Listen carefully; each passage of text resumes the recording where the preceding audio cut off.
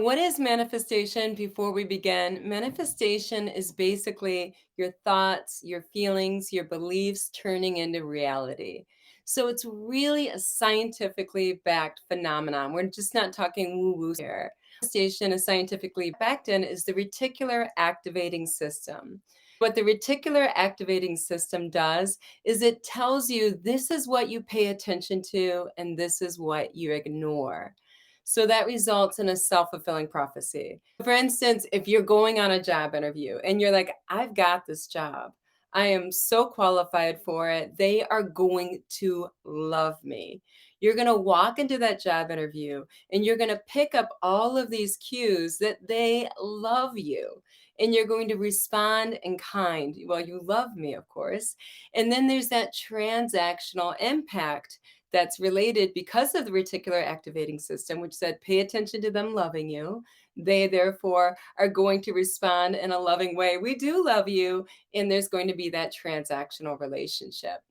So that's the number one way that manifestation, what you believe, what you feel, your attitudes is going to actually occur and happen. The second way is the placebo effect. Now, this is just incredible to me, but in 2002, they did a study in which they took 60 patients and they actually put incisions in their knees and told them, we gave you knee surgery. So they actually cut them and told them, "We gave you knee surgery." Well, they didn't give them knee surgery, and they, because of the placebo effect, because their beliefs, because they manifested it, they actually reported significantly less pain and problems with their knees 2 years later, as much as those who actually had a knee surgery. So, manifestation is scientifically backed. It really works. What we want to do today is think about three different ways we can manifest success, manifest our dreams as speech language pathologists, and how we can actually more likely have them occur because of our manifestation. So, I love these techniques I'm going to share with you today. I thought about them this weekend because I watched Phil Stultz. The movie is called Stultz. Jonah Hill on Netflix directed and produced this documentary of his therapist, whose name's Phil Stultz. And Phil Stutz, it's Stuz. The show is called Stultz. Check it out if you haven't seen it. It's really fun. But he also has a book out called Tools of the Trade. So I watched this weekend and I thought this totally applies to being a speech pathologist or being a teacher or an interventionist. And let's look at these amazing visualization strategies and let's apply them to our practice. So that's what we're going to do today. This is going to be good fun. So I'm going to look at three common problems that we have as therapists and three visualization techniques, strategies that Phil Stultz would recommend to overcome them. Now, these are manifestation strategies, but very powerful stuff. I'm so excited to share them. So, the first, I think, number one problem we have is we have a very big caseload. These caseloads are large. We have a lot of children with behavioral issues. It's more than just communication. We have a lot of children with complex communication needs, where communication is only a small piece of the puzzle, and it's multifaceted impairment. And so, as a result, there's overwhelm that you're going to tend to feel, right? So, what Phil Stultz would call this is the human condition. In life, reality is you're always going to have pain. You're always going to have constant work, always. And you're always going to have uncertainty. So, the question is that's our job. You have pain, you have uncertainty, you have constant work. How are you going to rise to these challenges? How are you going to achieve in the face of these challenges that is called reality? That's called reality. What he recommends, this is very important, is a pyramid. So on day one, he says, here's a pyramid, and there's three layers. And the bottom layer is your health. And that is 85% of your mental state is going to be how well are you eating? Are you exercising? Are you sleeping? 85% of your mental state is dependent on that bottom layer of the pyramid. So this is really important because what we find in the research is that what works for the brain is what works for the body. It's the same prescription. And I also find that in interventions, my background is I'm a certified fitness instructor. If you want to create change in the body, the same principles are going to apply to creating change in the brain. So challenge creates change, okay, in the body or in the brain. So that's another topic which we talk about a lot. So we have this pyramid. The second layer of the pyramid is people. You can't withdraw from people. You have a mountain in front of you. Remember, the mountain is always there. It's constant work, it's pain, it's uncertainty. That's not going to change. You need people to grab onto to help you climb that mountain. They're going to be, as he said, they're going to be the hand rests that you can grab onto.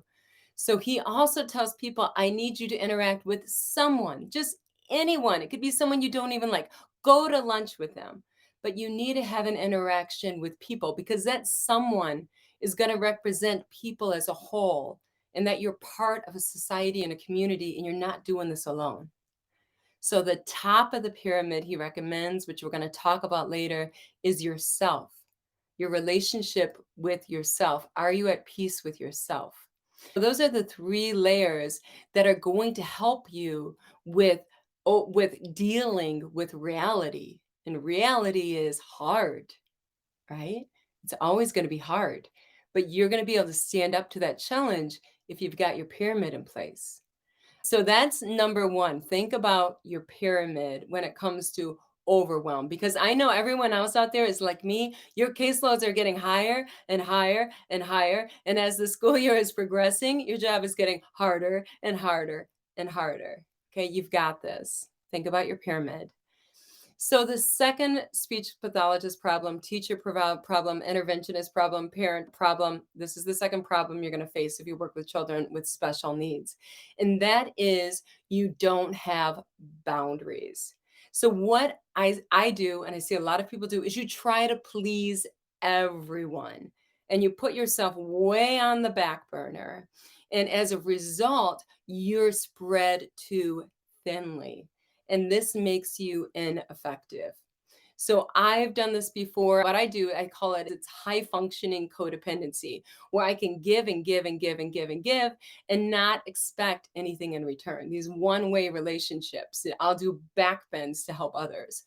But there's a reason for that. And we're going to talk about that in a moment. But why are you overcompensating? Why are you spreading yourself too thinly and giving more than you even have? What is the reason for that? Why are you trying to please everyone? What Phil Stoltz would say is that there's a shadow, there's some traumatic event, something that's telling you from your past that you're not good enough.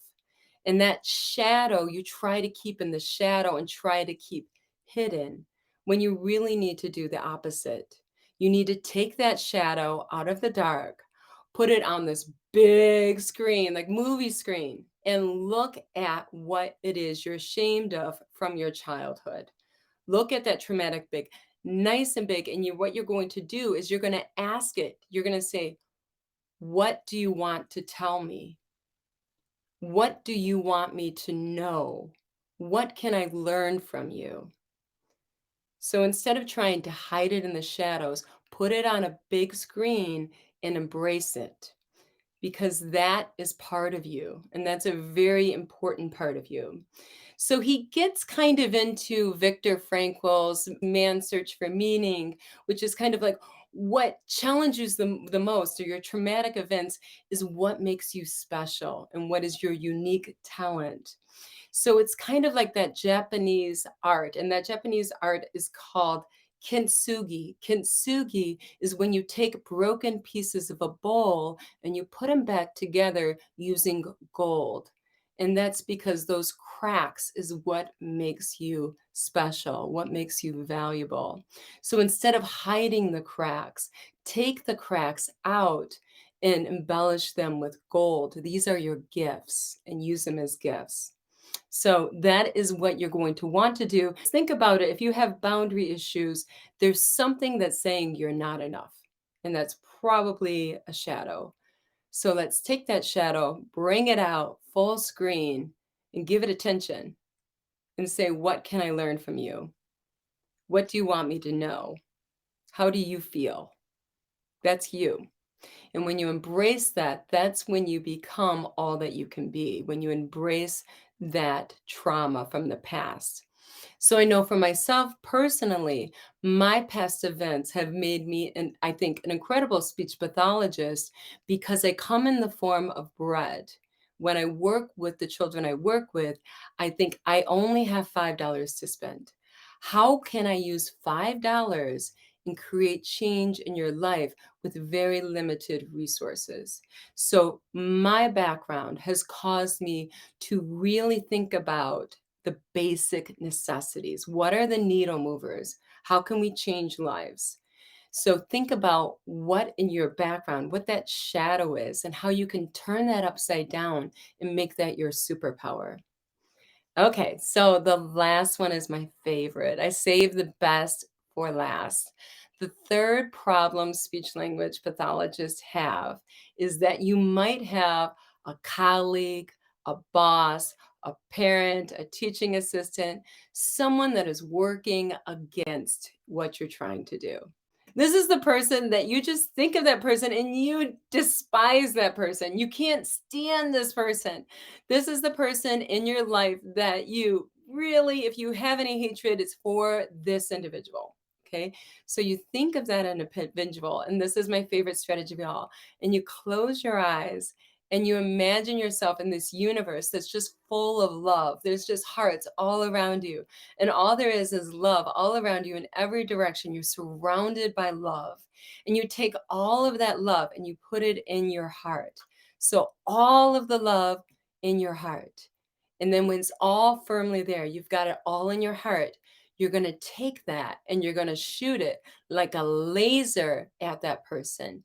And you're going to go, all of that love, you're going to shoot at that person that you despise. You're just going to, and you're going to take every ounce of it out of you and give all of it to that person. And when you do that, you and that person are one in love. That's your visualization. Okay. Because before you do that, what Phil Stoltz would say is that you're stuck in a maze. And you're stuck in that maze because you can't move on because of these negative feelings toward that individual. So you can't progress, you can't grow. This person is holding you back. So, how are you going to get out of that maze? You are just going to laser beam them with your superpowers of love and give them every ounce of love until you don't have any more love in you.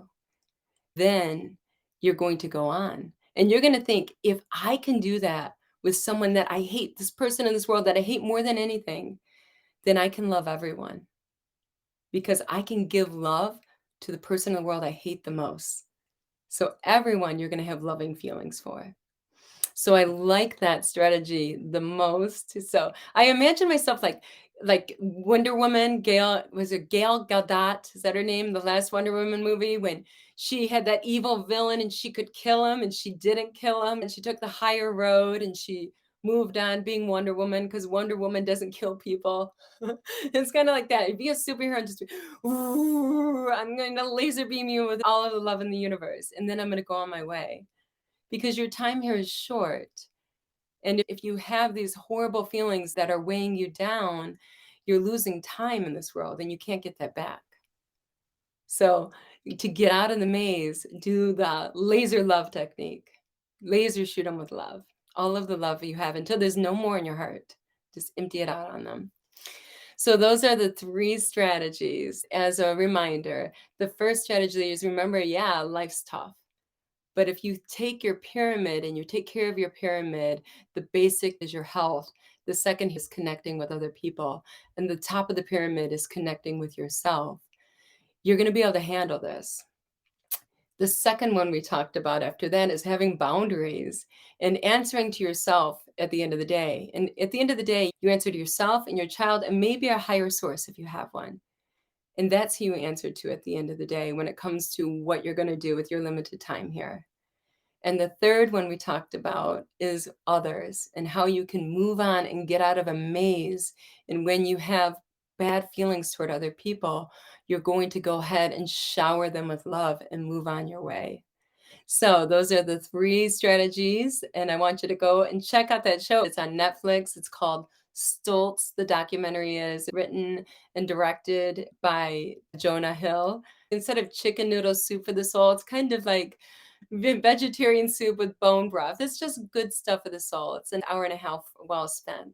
So take all of this information, roll up your sleeves, and just make the world a better place, one person at a time, and you're always first.